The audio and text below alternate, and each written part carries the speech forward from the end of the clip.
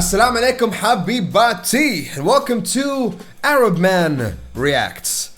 Here are my top 3 things about Metallica's Bleeding Me live performance, S&M, back from 1999.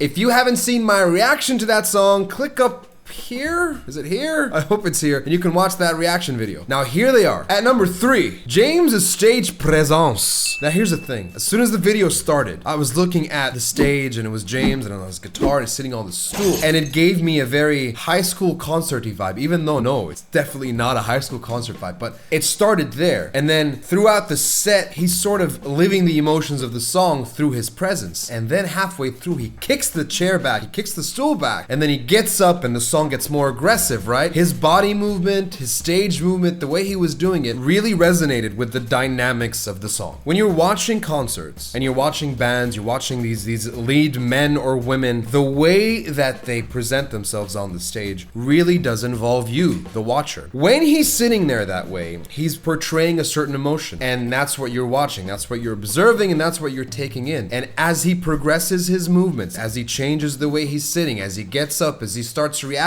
to his fellow musicians, you're also getting up like him, you're moving like him, and that really goes a long way in your experience as an observer and an enjoyer of rock and roll music. One of the biggest roles that musicians play on stage is how they move the audience. And really the audience moves with them. So what they're doing on stage, how they're presenting themselves, that also captures a certain emotion. When they're sad, you feel the sadness. When they're happy, you feel that happiness. When they're jumping around, you feel that excitement. So it's definitely something that made this performance for me. At number 2, Lars fills at the end of the song. And here's what that did for me. So you got these classical musicians on the stage. They're reading off of their music sheets. They're being on time and they're taking measures of everything, and it's a very controlled, orderly environment. Until that very end when Lars starts just putting in those fills. It's sort of like chaotic. His fills represent chaos, and it's going against the order of the classical musicians. And in that moment, it sort of like freed up the song when Lars got to put in those fills. So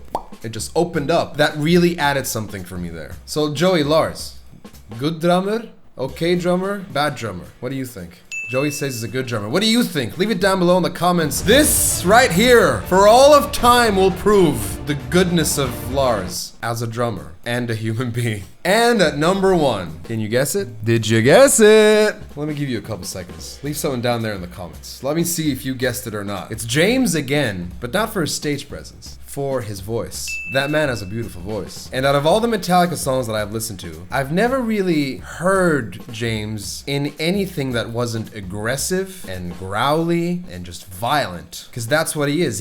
If you had to think of metal, you think of James's voice. That's what it represents. His voice in this song though, like if I had to put down the adjectives, it's sweet, it's tempting, wonderful, and beautiful, even calming. James's voice in that song proved to me how dynamic he can be as a singer and how he makes it work in these songs. It really, for this song specifically, does something wonderful because it mixes up with that classical element. It's just not what I'm used to hearing. And I think had James not sung the way he sung in this song, everything going around, that beautiful arrangement, it wouldn't have captured me as much as with him singing in that way. So my favorite thing, and my top 1 thing about Metallica's Bleeding Me has got to be James's voice. Let me know what your top 3 things about this song are. Now, if you haven't seen our reaction video to Metallica's Bleeding Me, check it out down there. It's gonna be in the description box. Thanks for watching. Consider liking, commenting, and subscribing. We'll catch you in the next one. Salamat.